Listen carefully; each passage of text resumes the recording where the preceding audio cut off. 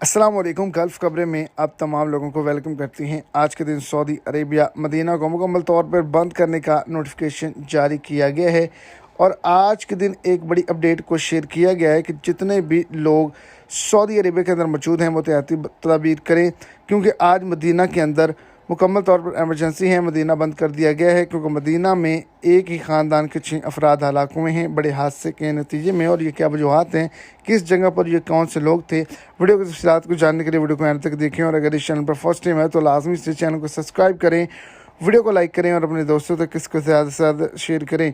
Medina reason के करीब traffic हादसा, एक ख़ानदान के 6 अफराद हलाक, मरने वाले में सऊदी जोड़ा 3 बेटियां और 1 बेटा शामिल था। एक बेटा जो है वो इनमें से महफूज रहा है, दीगर जो लोग थे वो मौके पर ही दम तोड़ गए हैं। ये ट्रैफिक हादसा था जो कि मदीना मुनव्वरा के अंदर पेश आया है, जिसके नतीजे में एक ही फैमिली के 6 मेंबर्स जो हैं वो हलाक हुए हैं।